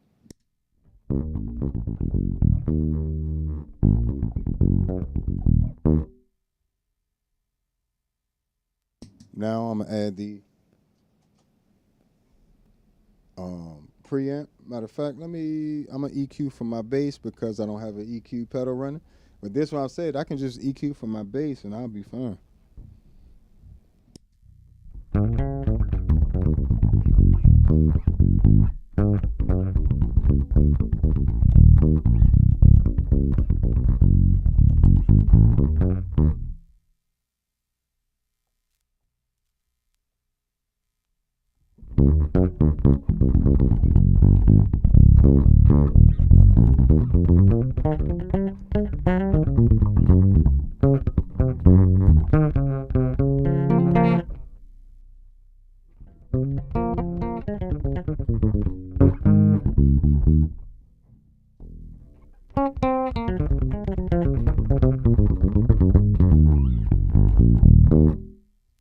It's just it makes the sound a lot more focused, and it lets it still retain a good amount of bottom on there as well. So, you know, I'm very happy with the Mercury X as a standalone preamp itself, and I'm very happy to have it at the end of my chain. You know, just for any bass sounds I do want to run. If I wanted to run the MXR bass synth or something like that, I got something that'll beef it up without coloring it, or pretty much allow a lot more of the characteristics to come through.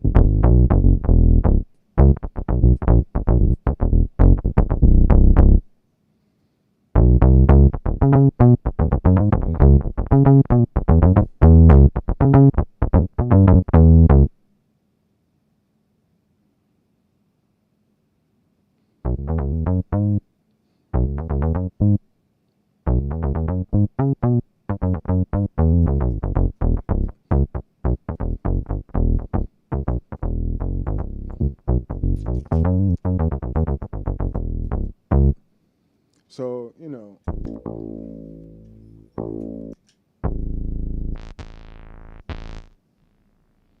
or the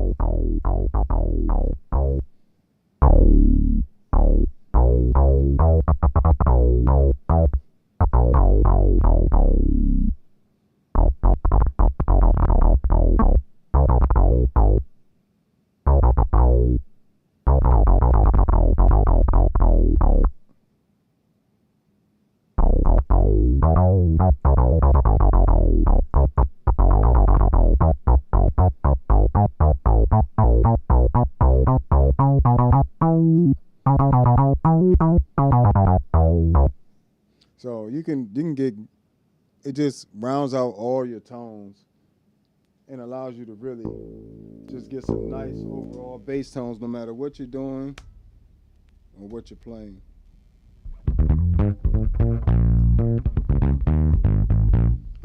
wanting to have that extra preamps in there, the tone actual amps and stuff, amp models and things, it's going to take that to the next level too. So you're not just getting a reverb pedal, even though it's marketed as a reverb pedal. You're not just getting a reverb pedal. You're getting so much more. You're getting a swell pedal. You're getting a diffusion pedal. You know what I'm saying? And all this can happen at once. Like, you don't have to. It's pretty much a multi-effects unit that's centered around the best reverb algorithms out right now. So, I can't recommend it enough. I absolutely love and thoroughly enjoy using it. I mean, I can't stop coming up with combinations of things to do with it. The same with the Enzo X. I can't stop coming up with new synths.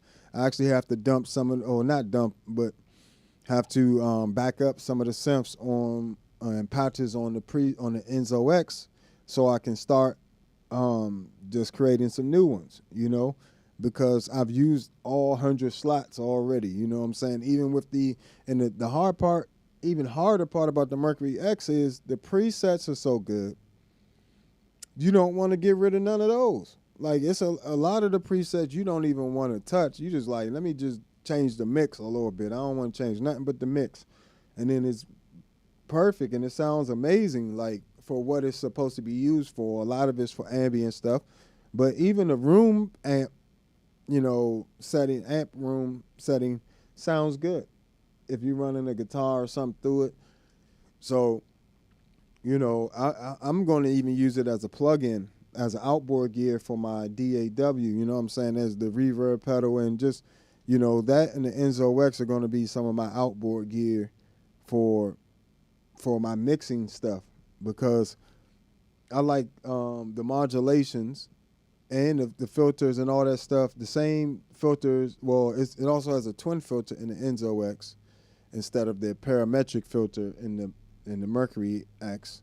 And then in the modulation section, they have completely different modulations. I think only like one or two overlap, but maybe three overlap, 2 or 3 maybe.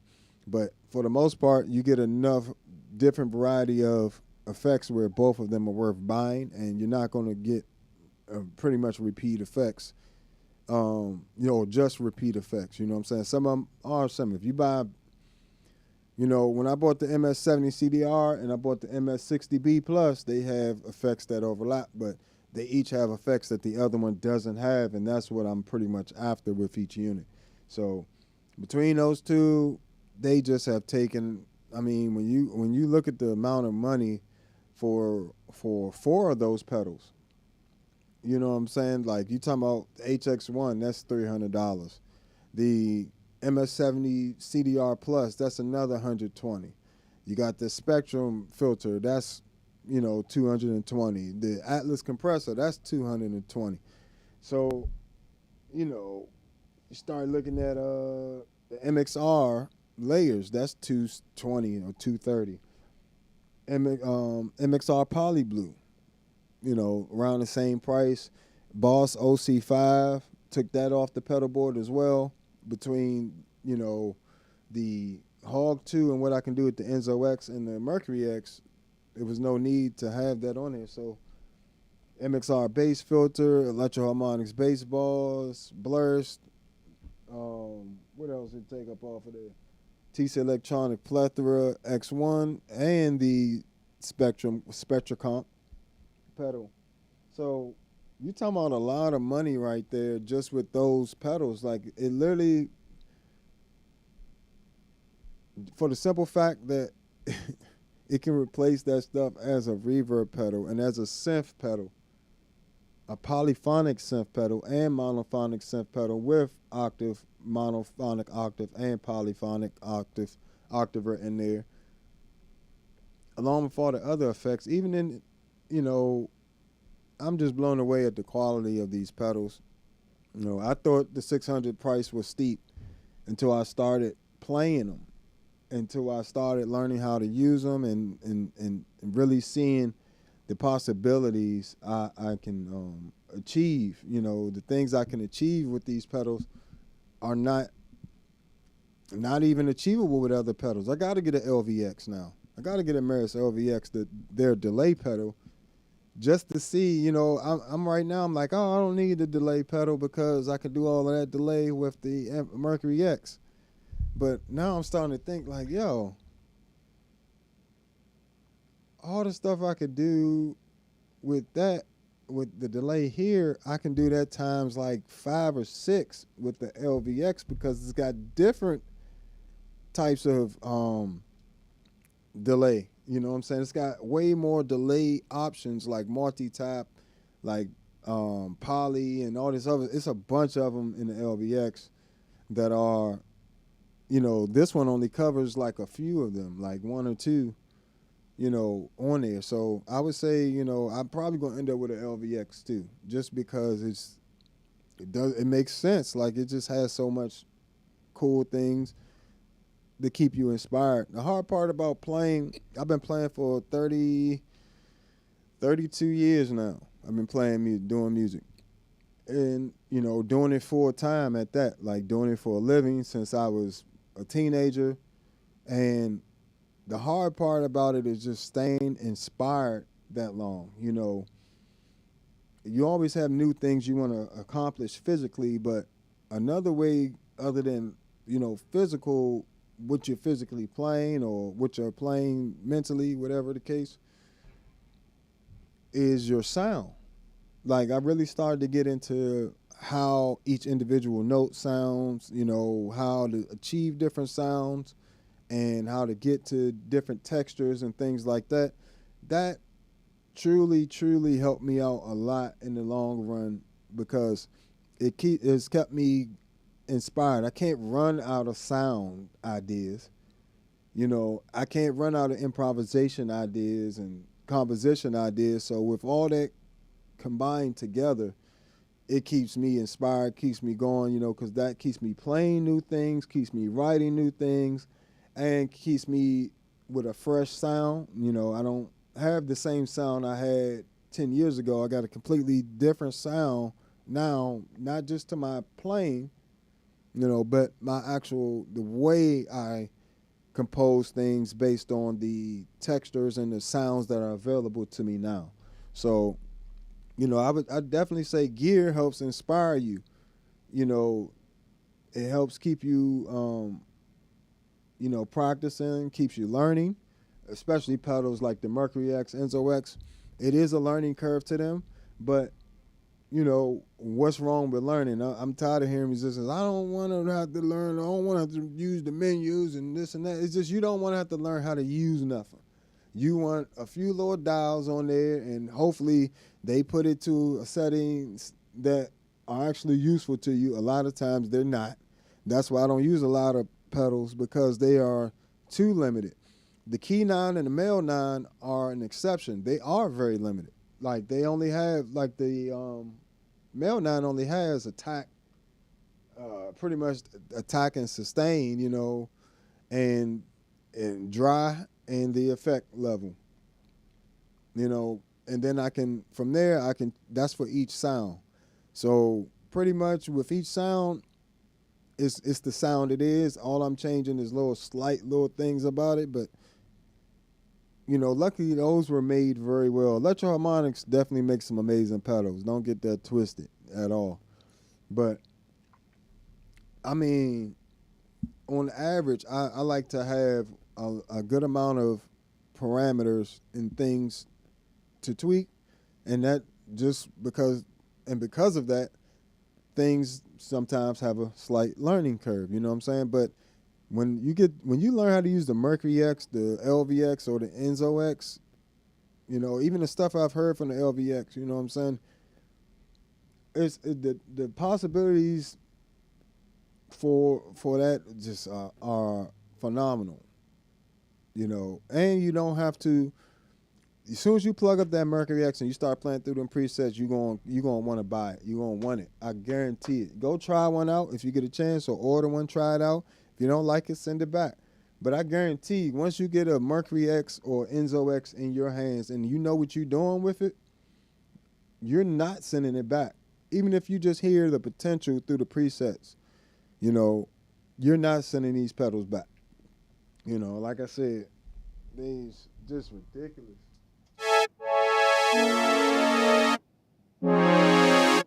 Right? It's just the Enzo X, and I can still hit you with the stupid ring modulator. Plays going bananas.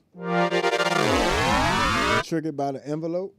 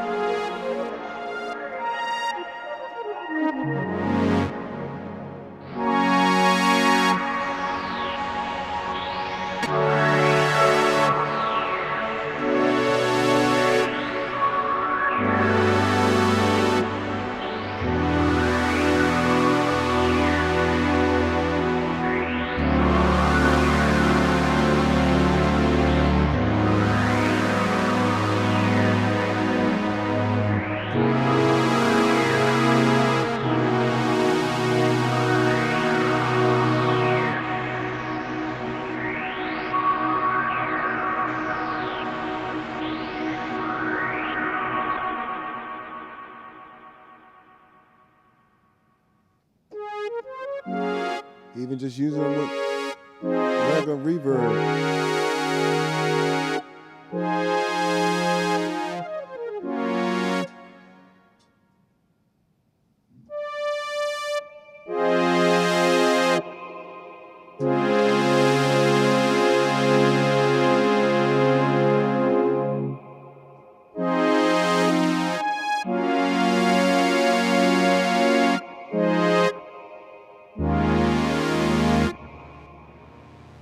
Oh, sorry, bass is in there.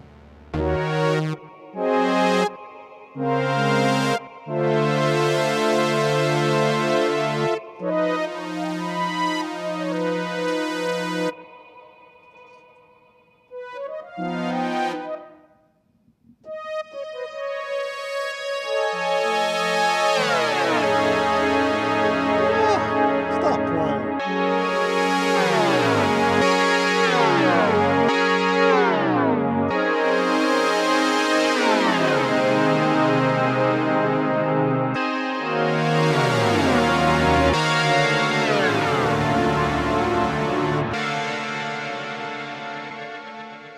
Mind you, this is the reverb pedal. Like, that's crazy.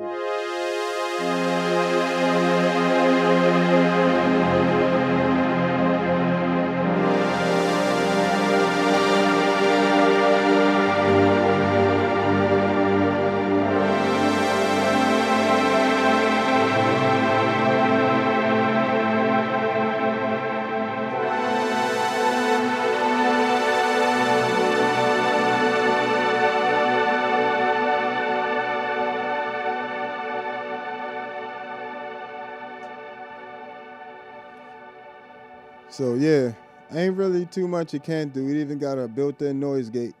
You even got noise gate in there, which is crazy. And you got full MIDI in and out. So, I mean, there's really nothing to complain about with the Meris Mercury X. But as a delay pedal, it's insane. You know, even for it being meant to be a reverb pedal, it's insane as a compressor. The compression and all that stuff is good. So I highly recommend this pedal. Check it out when you get a chance. You know what I'm saying? You will not regret it. And this has been another episode of All Bass Creations. Effects, tutorials, demos, and review. I am the Bass Negus. You can find me on all social media platforms at the Bass Negus. Make sure you hit that like button and make sure you subscribe if you haven't already to keep up with me. And check out Patreon for all my presets, for all the different pedals, you know, Future Impact, Enzo X, the Zoom Multi-Stomp, Zoom B6, the ToneX 1 and ToneX series pedal and software. Check all that out on the Patreon, as well as if you just want to support the channel more. You know, you can hit that Cash App, Super Chat, gifts, all that good stuff. I definitely appreciate everything. Even if it's a little bit, I appreciate it. Check out my music at allbasscreations.bandcamp. And I did an entire album with just my bass and effects, no MIDI. You know, this is a few years ago, so this is before I had any of the synth pedals. This is just bass and effects, no MIDI at all. So check that out, as well as my latest singles are on there as well. Got 4 newer singles on there. Check them out. And I will catch you guys next time. Make sure you hit that like button and subscribe before you go, though. I'll catch you next time. Peace. Turn on that noise.